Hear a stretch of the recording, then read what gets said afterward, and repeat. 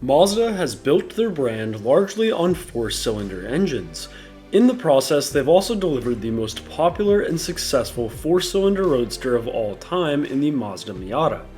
Many of their engine designs were far ahead of their time, and became the inspiration for other manufacturers. Although Mazda has continuously put out incredible inline-4 engines, not all of them can be equal.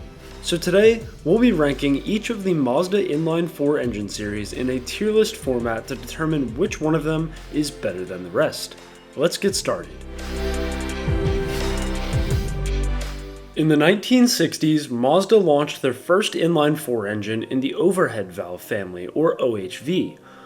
This name, like many of the engines of the time period, was given due to the pushrod valve train each of the engines had. The family included inline-4 engines as well as a few straight-2 engines used for K cars. By design, the overhead valve family was simplistic, although it was water-cooled rather than air-cooled. Power numbers were quite low, especially for the ultra-compact 0.4-liter version known as the DA. Interestingly, many of the overhead valve engines were found in small trucks or buses, strange when considering the types of vehicles that Mazda makes in the present day. Overall, Mazda's first inline-4 engine was rather weak, but very simple and didn't show any major issues, a description fitting for the C tier. After the overhead valve series, Mazda released a few engines that were very similar but with a single overhead cam. The best known of these was the XC, but information on them is very sparse. So jumping into the next major series, the Mazda E engines of the 80s and early 90s came with a new alloy cylinder head and an 8-valve single-cam valve train. They were predominantly carbureted, but late versions could be had with fuel injection. From the E engines came one of Mazda's earliest turbocharged engines in the form of the E5T, which cracked the 100 horsepower mark with great fuel efficiency.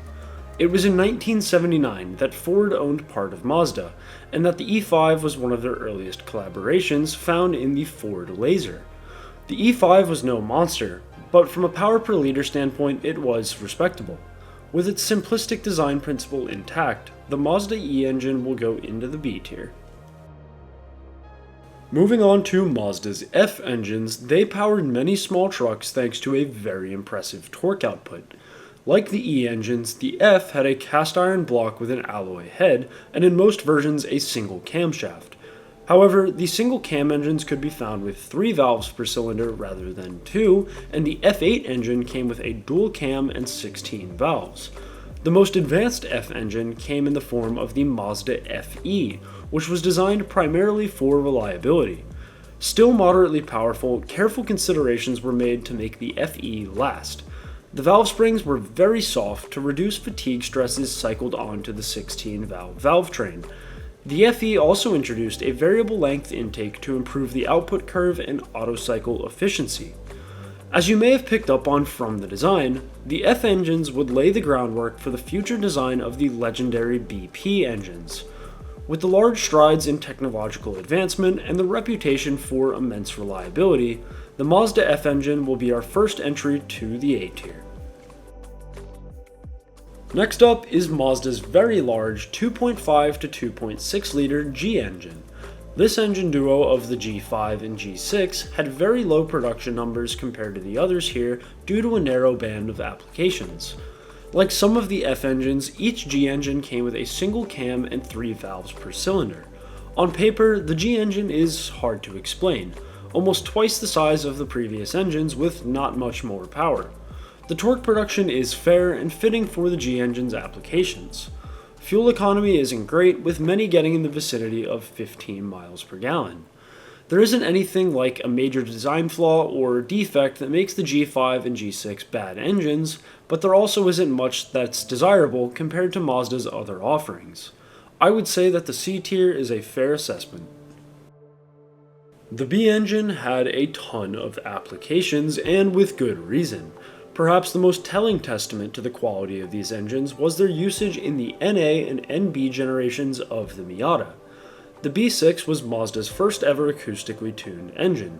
Pair that with the more ripe sound of a dual cam and the NA Miata sounded great. While the B6 and the later 1.8-liter BP engines weren't powerful, they are loads of fun, easy and cheap to work on, and are simply some of the most reliable units ever made.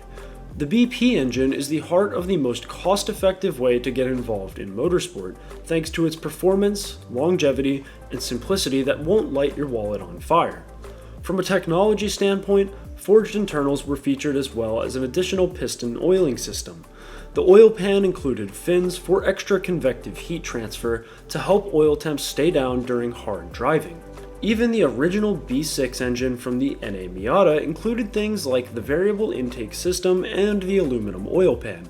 Between the technology, performance, sound, reliability, and cheap fun, it's obvious why Mazda's B engine might be the most raced engine on the planet.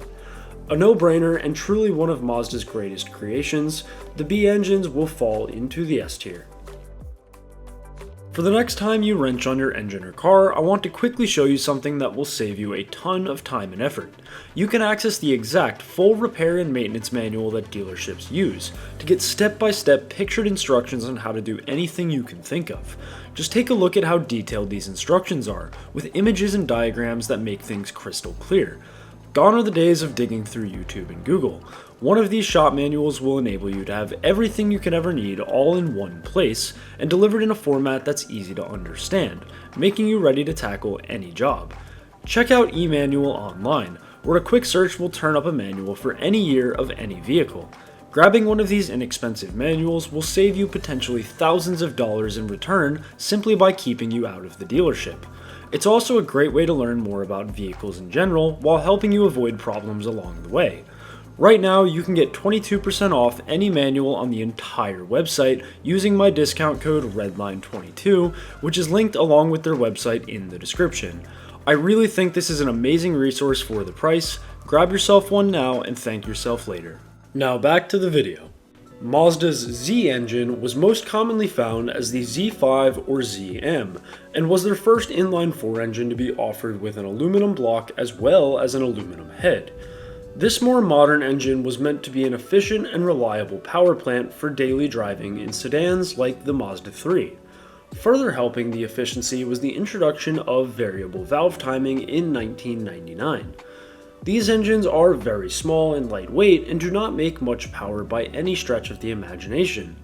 There is not much, if any, aftermarket support for the Z engines, and they really are best used for daily driving purposes. The big takeaways here are the introduction of variable valve timing and that the Z engine is ultra reliable. An overall average unit, Mazda's Z engine will be placed into the B tier. Next up is the Mazda L engines, mainly known under the wider umbrella of MZR engines. It was designed alongside Ford, who brands their engine as the Duratec, and it's widely debated which company actually led the effort. Regardless, the outcome of the collaboration was incredible, a series of higher displacement, decently powerful engines that can take heaps of abuse. They are fully aluminum construction with 16 valves and usually have variable valve timing. Each unit is lightweight, which was part of Mazda's goal for the 2-liter variant that they designed for the NC generation of the Miata. Motorsport applications outside of the NC are also present, with Caterham and Ginetta using the power plant and the lightning-fast BAC mono also putting it to use. Some versions use an Atkinson cycle for better fuel economy, and each version is similar in profile, which is why many NC Miata owners swap a 2.5-liter MZR. Issues with the engine are rare, with the only negative talk surrounding the 2.3-liter Duratec used in Ford applications. Another nice feature is a timing chain rather than a timing belt, eliminating another maintenance item. I myself have experience with the 2-liter MZR in my NC Miata track car, which has taken loads of abuse with nothing but oil changes. The exhaust note is a bit deeper than most 4-cylinders, and letting these engines rev out is a joy. I definitely have a bias here with one of them sitting in my garage, but check out an onboard of the BAC mono if you want to see just how incredible these engines are.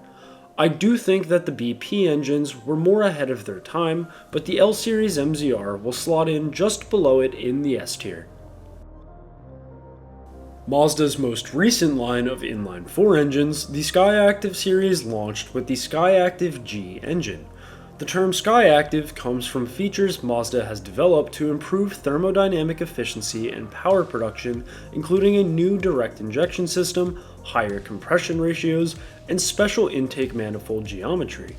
With this, all previous technological advancements were maintained, like the aluminum construction, timing chain, and variable valve timing. In the Skyactiv G umbrella is also some inline 6, turbocharged, or hybrid variants. In truth, Mazda's popularity and sales have skyrocketed as of late, and if I had to attribute it to one thing, the Skyactiv G engine would be it. It is, in my opinion, the greatest engine Mazda has ever produced, from a technology, reliability, and performance standpoint. The NC Miata, for example, with this engine got a good power bump, but the torque increase is really what shines, making a car with a reputation for being underpowered faster than a surprising amount of things. The 2.5-liter iteration with a turbo also implements variable turbo inlet geometry. This decreases the inlet size, meaning when mass flow rate is maintained, the gas velocity increases and accelerates the turbocharger faster. In short terms, it means that turbo lag basically doesn't exist. On the whole, the Skyactiv G is the pinnacle of Mazda's decades of hard work towards inline-4 engine development, and is well deserving of S tier above any other engine on this list. Next is the Skyactiv D, and while the name is similar to the previous engine, it is an entirely different entity in every way. It's aluminum with dual overhead cams, but the similarity ends there. Most notably, the Skyactiv D is a turbo diesel engine, in a special category of low compression diesels.